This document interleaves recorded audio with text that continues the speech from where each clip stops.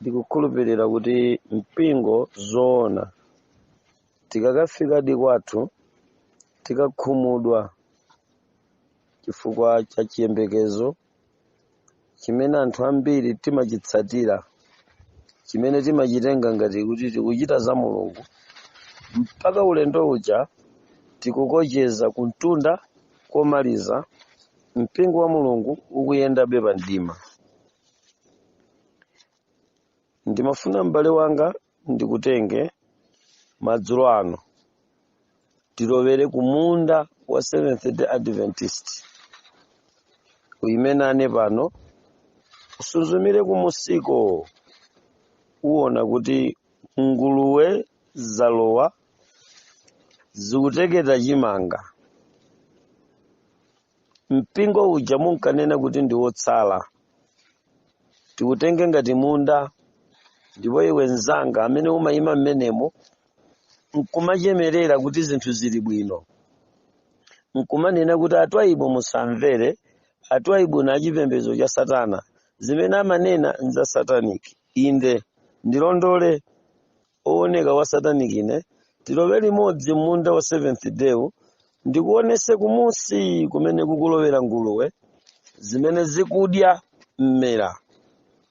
Malo ndikukuonesa amene aboka, malo amene ine ndimayionesa mpingo Seventh Day, kuti mpingo huu ngakhale ini yake ino mmati ndi mpingo otsala, koma ine ngati munthu oti ndikuchokera ku chipembedzo cha chabecho kubwera ku chipembedzo chanu chimene mukuti ndi chabwino, mmene ndalowa ndabwera kuzakuonesani malo oboka.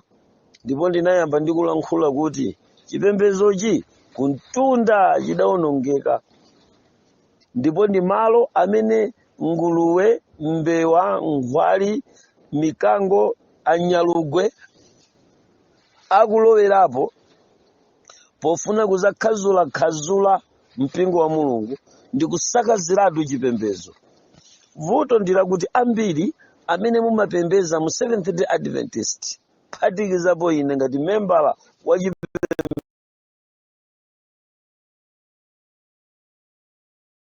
chipembedzo chomwecho, anthufe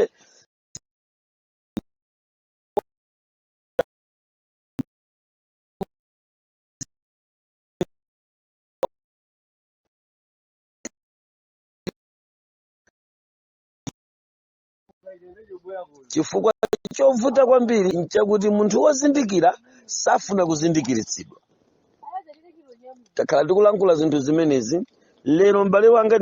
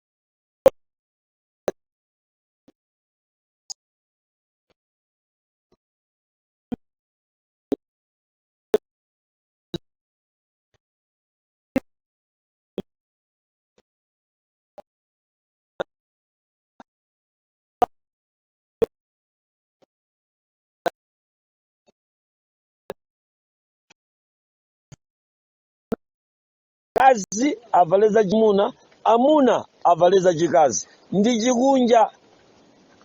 Pamene ulendo wa chipembedzo cha mpingo wako nzanga wa Seventh Day umachichemerera kuti ni mpingo otsala, pamene adayamba kupanga nawo misonkhano ndikuyamba kukhala nawo muzokambirana za kagulu kena kamene kamatchedwa kuti Bodise.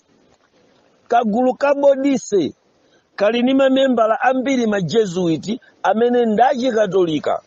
Bodise ikapeza nawo malo kuchipembezo imaphunzitsa chipembezo chokuti chili ndi mwayi omapembeza Mulungu kolingana ndi traditional yawo. Mukafika ku Bodise, achaini akabungwe ka Bodise ndi Roman Catholic pansi pa ma Jesuit. Zaka zambiri zapitazo kuzafika chapakatipa mu 1975 Roman Catholic idalamulira kuti mipingo yonse ya chikatolika ili ndi mwayi wakuti ngati ili ku Africa azipembeza kolingana ndi kacha ya dziko lawo. Ngati ndiwe Uganda upembeze chi Uganda, ngati ndiwe Myuruba upembeze chi Yoruba. Ndiye Roman Catholic kulikonse kumene mungapite ku dziko lapansi mukapeza kuti imayendera kacha ya dzikolo ndi mmene angapembezere. Kakapembezedwe ka Roman Catholic kamaoneka ngati kofanana koma kama kasiyana kuti mmene mukupembeza mchipembezomo mumapembeza motsata kacha ya chipembezocho.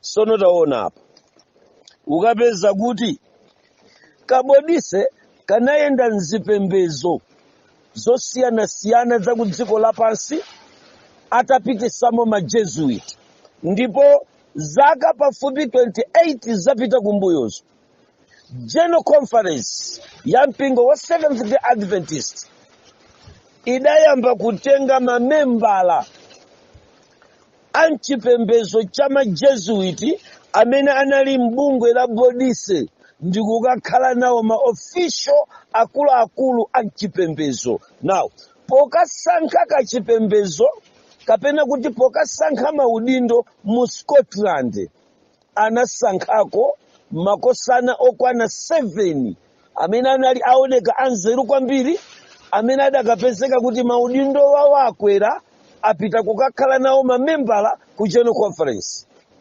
Ndi atapita ku General Conference makosana okhala nkabunge kabodise koma amene anali ndi chikhalidwe cha Highland dressing kapena kuti Scotland dressing.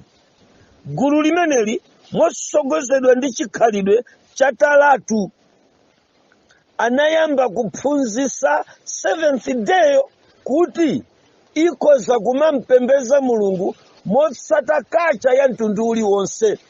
Ndi anayamba kuitenga chikhalidwe cha kavalidwe ka Bodise, kavalidwe ka Highland dressing, amene wadayamba kuphunzitsa chipembezocho kuti chili ndi mwayi wakuti chikoza kupanga mmene chingachitire pompembeza Mulungu potsata zikhalidwe. Ndiye adachita changu ma Scottish kuphunzitsa ku General Conference atafikira ku kagulu ka AY kamene kamayang'anira za chinyamata dziko lonse lapansi. Pokasankha mtsogoleri wamkulu wa AY anakasankha munthu wa chikhalidwe cha Highland dressing, anakasankhanso wa Scottish dressing amene anali membala mgulu la Bodise lija limene Bodise achaini yake ndakatolika aja ma Jesuit aja. Ngeso pano chimenechi chinaenda sichimaonekera kweni koma chaonekera lero ku Zambia. Mtsogoleri wathu Ted Wilson atavala andiloko komanso kawisikoti ndi kunyamulanso satanic stick. Mumuonesesa mtsogoleri mupeza kuti pamwambapo pali satanic red bandana imene ikuonekera ngati kakabaleza kofira kokhala ngati akupanga graduate kwina kwake ngati akulandira awadi ngati kuti kapena ali ku graduation ya college ina yake, koma ndi uniform ya Bodise amene ma Bodicians ndi masatanic worshiper amene akamapembeza mulungu wawo Lucifer, akamapembeza mulungu wawo Lucifer, ompembeza mulungu wawo Lucifer adindo m'manja mwawo amagwiriziza ndodo imene imayimira nkhope ya Baphomet kapena kuti mutu wa mbuzi. Ndi umene wagwiriza bwana kudzanjawo ni mutu wa mbuzi wa Baphomet. Agwiriza Baphomet yapa ndi Ted Wilson, presidente wa dziko lonse lapansi wa Seventh-day Adventist. Osati umanena iwe nzanga ganamba kubulanta yako ayi umanama kaya ababa ine ngati nile wa sataniki ndiye kuti nuchepera. Nambala 1 ndi Ted Wilson, chifukwa wachita udzionesa poyera atanyamula ndodo ya Baphomet mdzanja lake. Sakumva wanthu siketi tumukuionayi mkatima mpaka andiloko mukhala ngati muli hafu mkatima. Zikhala zosausa chipembedzo cha mulungu. Ninkanena kuti Efereimu waphatikana ni mafano. Mumuona apa inzungu isitwa ibu ni mtsogoleri wa Seventh-day Adventist, presidenti woyang'anira chipembedzo chonse. Uje ine ntalowa chipembedzo cha Seventh-day ninkakuwa kuti abale kuntunda kwasokonekera ana Ted na nzawo ku General Conference akumenyesa kuntengo chipembezochi chaphatikana ni mafano. Zuzulani tulukani mmenemo, imirirani mukayimitse kuti izizi ayi nonse kuti ayi. Koma wasataniki ntwaibuyo apa wasataniki nda mufunsa amene adakhalapo ni kupembeza nawo ku chipembezo cha Satana. Akuuzeni zinthu zitatu zili apa. Number 1, pali ndodo ya chipembezo cha Satana. Number 2, pali andiloko siketi ya chipembezo cha Satana. Number 3, pali wisikoto ya chipembezo cha Satana. Number 4, pali galeta pamwambapo ya chipembezo cha Satana. Zonsezo zavalidwa ni Ted Wilson, mtsogoleri wamkulu wa Seventh-day Adventist. Nkamati Efereimu waphatikana ni mafano mmanena izi. Anthu nonse mulibe nanga mukukuwa lero kuti uyu ngwa sataniki ngati nanga simmapembeza mzungu. Mulungu wanu ni mzungu. Akadakhala kuti anthu inu mupembeza di mulungu izi mukadazuzula.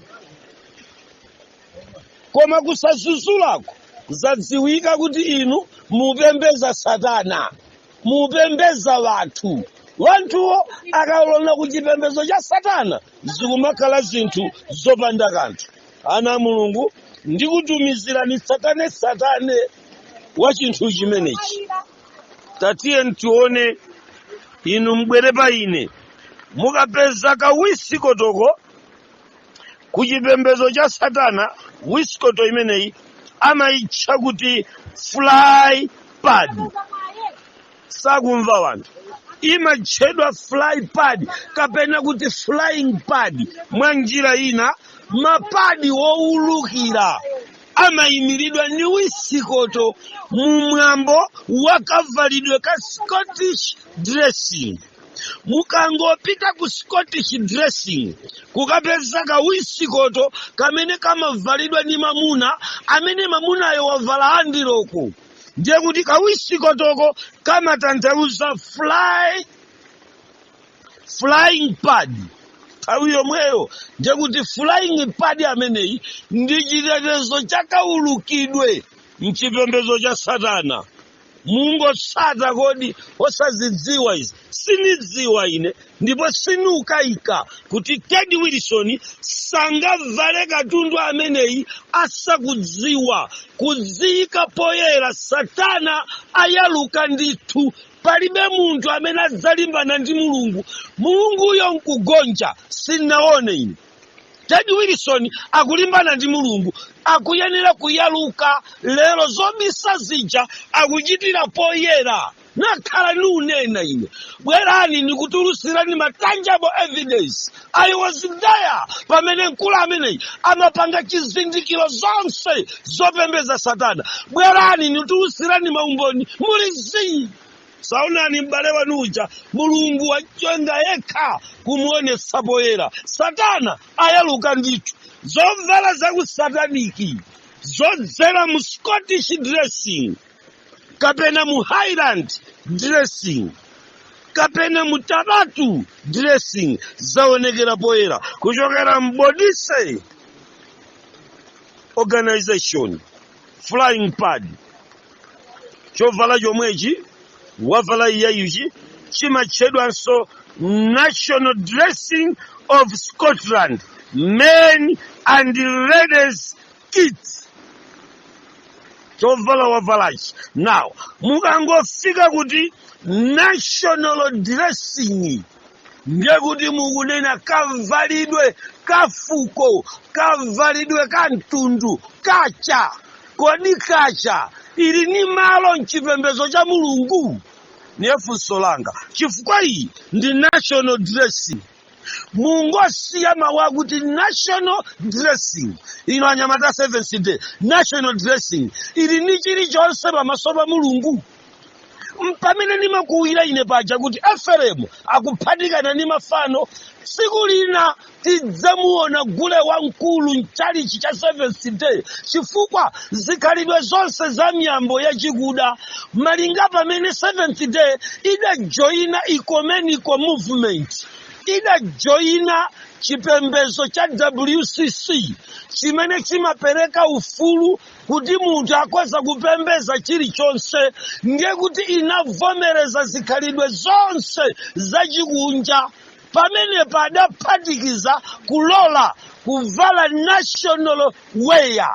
National dressing ni za mtundutundu zachikunja zakukantile ku dziko lapansi zilibe chilichonse ndi mawu a mulungu. Akutiphunzitsa chani pa ufumu wa mulungu Teddy Wilson? Koma anyamata inu mwayandikira kulowa ku Gahena maso anu akuona chifukwa chodzitama wasafuna kumva chizuzulo cha anthu wamba ngati ife amene tikuchenjeza kuyimba bero pa mpingo. Gahena atuwa kuyandikirani mufera zawenino mwango ukakamira mpingo koma ukupita ku Gahena, ukupita ku dzenje. Atsogolera akuyaluka kuti yalusira chipembezo chathu cha Seventh Day. Mumulola Teddy Wilson chifukwa ni mzungu. Kodi ine nkadabwera mu Seventh Day nkavala chonchi mukadandilandira ine? Sindiye mukadakuwa kuti wamisala wabwera wavala andiloko. Taonani andiloko yapa, taonani mpaka hafu sinukayika muli bula. Teddy Wilson wavala nkhale bula khani yosausa zichitisa manyazi kuchalichi chayaluka chipembezo chija chimati ndiye mpingo otsala wauya lusanda mukungolondola nyamata akuterera. Taonani tsopano apatu akupanga introduce chipembezo chakuti abusa abulazidenti a Seventh Day nanga inu nemutsalira kuti mmasuti anzano ayamba kuvala andiloko. Muione pano wayamba kuvala bula musunzumire mpaka na hafu ikuoneka. Amene ndikuperewedwa yapa ni gogoda palibe ni lipisitiki na amene akundisowa yapa koma zipakidwa. Sinnadabwe ine tikulekerera chipembezo chawamba pakati pa chalichi akuti potozana anyamata kuntunda. Mpingo wa mulungu tili kuyenda ulendo wopita kwathu, ulendo wopita kwathu. Khani imene yana mulungu ndiyo sausa kwambiri. Tikangofika pakuti national ndiye kuti tikunena za chivalidwe chachikhalidwe. Tsopano zikhalidwe zakuntundu tizilole zikhale pamodzi. Ayi. Now wisikoto yomweyo imatanthauza chani? Mukapita ku chipembezo cha Satana wisikoto imatanthauza kuti seal your soul. Sainirani kupereka mzimu wanu to seal your soul. Nkhani ini yosausa sichovala wamba mukuziona pasi. Anyamata inu amene mmadzitama koma lero twapa zachititsa manyazi kuvala zovala zachikazi. Bible litanena kuti chovala cha mamuna chisavalidwe ni mkazi. Sino anthu achilamulo. Lero chilamulo chomwe chiphwanya dala. Muvomera kuvala mandilokwa. Sono kawisi kotoka kama tanthauza siru you are so.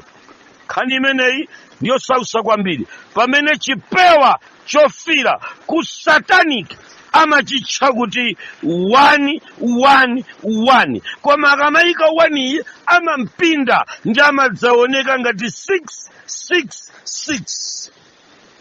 Red bandanayo avala achikulireyo ni uniform ya ku sataniki. Sakupusiseni munthu. Ni uniform ya ku sataniki.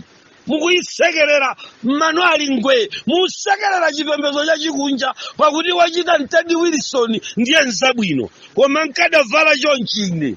Mukadakuwa ngati mmakuwa kuti anyamata amuloza andipasa honorary degree yoti ndikhale mbusa. Just honorary degree. Wasati kuti napita ku Bible sukulu koma honorary. Anyamatawa mkulu iwa tigwirira ntchito pa chipembedzo chathuchi. Tiye mpaseni honorary. Sakumva watu. Ndezi kuta ine bola atumu kuti nagwa chifukwa nachedwa mbusa ku dziko lapansi. Koma Ted Wilson wavala Scottish dressing ya chipembedzo cha Satana. Sada lakwe niganiza kuti nkutilondolera kumwamba uku. Anyamata ili segula ni maso. Sinkhani yomweyo ndimafuna nnene kuti mukaona bensondodoyo imatanthauza kuti the symbolic power of magic ya chipembedzo cha Satana. Sono kandodo kameneka ndikuonetsani ndikatumiza kabomu kukaonako kamasonyeza kuti ndi mutu wa mbuzi. Baphomet stick. Nitumiza chiyambi cha ndodo imeneyi muiona nyamata ino. Sindikungolekezera pomwepo ayi.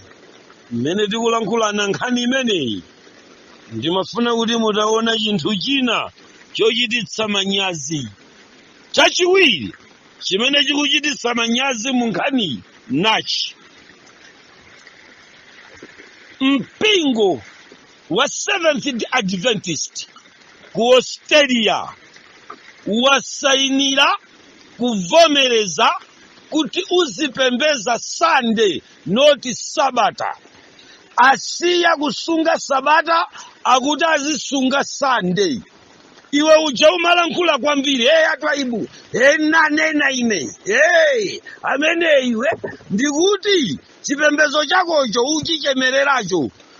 Ted Wilson iwa avomereza kusainira kuti gawo lina la chipembezo cha Seventh Adventist chimene Ted Wilson amayang'anira ku Australia wachivomera Ted Wilson pamodzi ndi General Conference kuti azipembeza Sunday zikubwera. Ngati zayambika ku Australia wavomera ndi Ted Wilson. Ndikamati Ted Wilson akumenyesa chipembezo kumpanda pamodzi ndi General Conference, ndimanena kuti kuntunda kudagwa akugwetsadi chipembezocho chifukwa ku Australia ayamba kupembeza Sunday. Kodi Seventh Day pansi panthaka president watunda Ted Wilson.